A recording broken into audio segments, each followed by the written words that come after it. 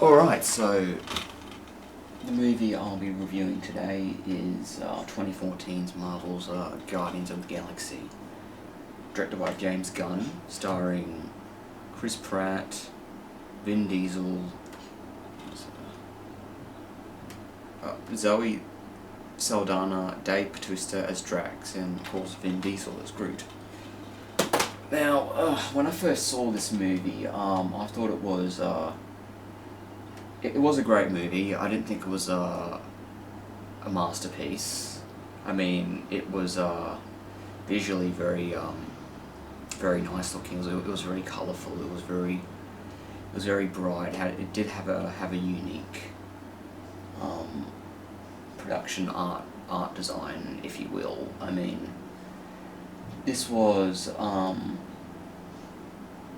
probably the most popular space opera film, if you can call it that, kind of the 2010s.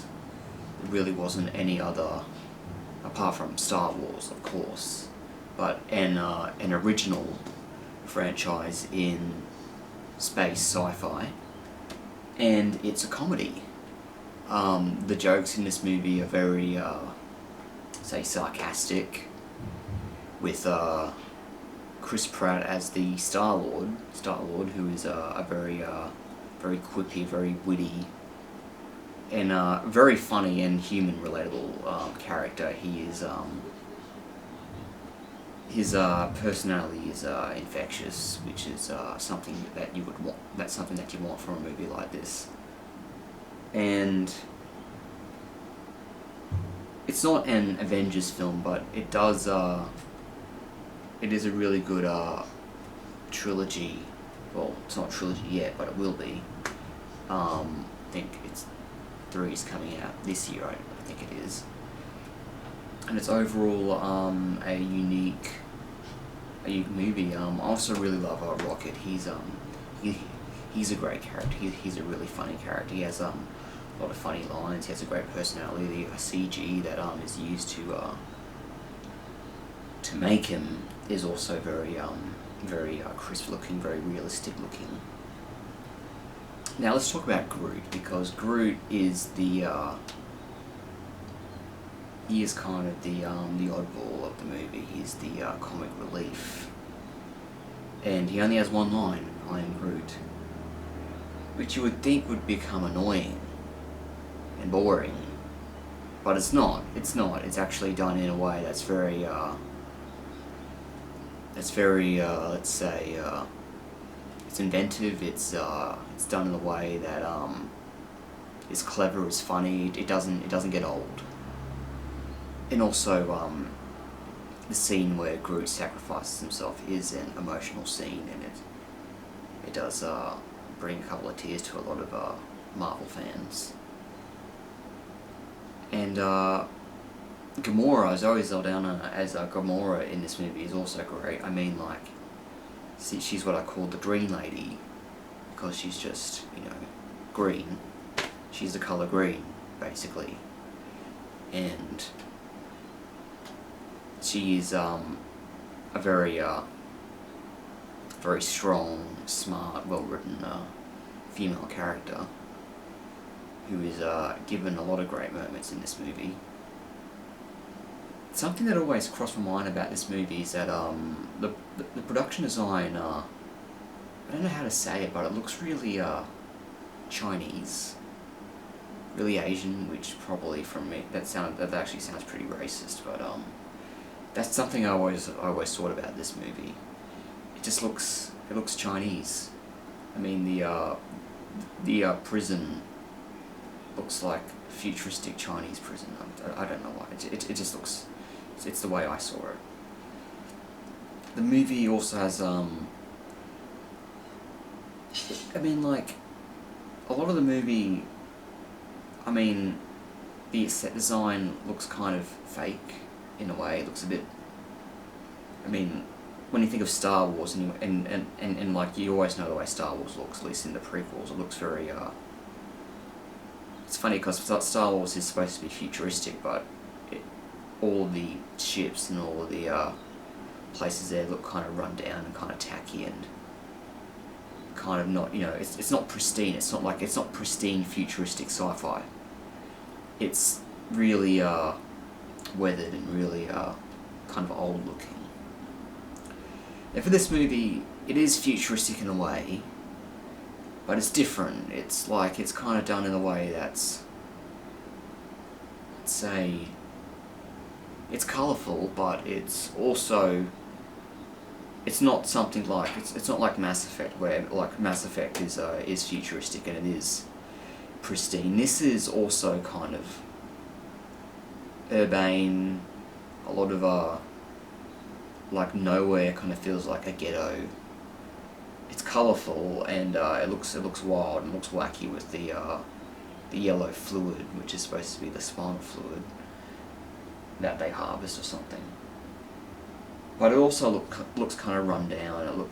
The ships do look a bit weathered and a bit beaten up, even though not to the same extent as Star Wars.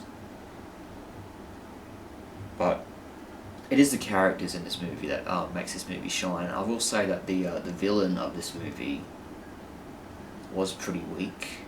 He was just kind of a bit shallow. He was also, his design did look a bit dull. I don't know. His whole costume was not really that colourful. Not really that. I mean, he was a blue guy with black stuff coming down from his eyes and a hammer. And he does have a few good lines. I mean, at the end where Star-Lord is having the dance-off with him and he's like, what are you doing? I mean, that was funny. That was funny. That was a funny moment. Also, the orb, the sphere that contains the Infinity Stone. I mean, that was a neat-looking prop. That looked interesting. It had like a nice pattern on it. And the Infinity Stones themselves are very colourful. I mean, like, they are like, when this Infinity Stone is used in this movie, it's just boom, it's purple everywhere, basically. It's purple mist. It's the stone of purple mist is what I call it in this movie, because it just releases this purple mist that destroys everything that touches it, turns it to purple dust, basically. I do think the humour is better in this film compared to the second film. The second film is actually really sad and weird. It's very strange, actually. I will get back to that movie in a later review, because I have also seen that movie, and I also have things to say about that movie. It's very different from the first movie. It's really different. Like, I mean, like, wow. The second one is just, it's crazy. It's so crazy. But I'll get back to that later on. But yeah, the villains do get better as the movies go on. Thanos is an incredible villain, a much better villain than whatever this villain was in this movie. He was the leader of the Kree, a race. I forget the name of the actual villain, but I'm sure it will come back to me soon. But yeah, I give this movie a 7 out of 10. It's not the incredible masterpiece that everyone else says it is, but it is very entertaining, and it is a good time. It is a good time. I mean, it doesn't drag. It is exciting, and it's full of colour, full of wit, full of nice CGI, even though some of it is a bit fake looking, especially the ships. The ship chase sequence in this movie is a bit fake looking, but it is inventive, and it is an imaginative movie, which is something that Marvel is really good at doing. This was kind of pushing the envelope, as you will. When this movie came out, it was kind of not really the type of movie that people saw before from Marvel. and it was great. It was a great experience, but I feel like I'm going on too long about it. It's a good movie. Definitely see it. 7 out of 10. And also, where do they put the DVD cover? I put it somewhere. Okay, this is strange. I just put it down and I don't remember where I put it.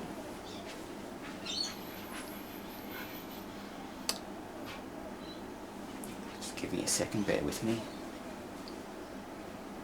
I forgot where I put it. Great. It's another DVD I've lost.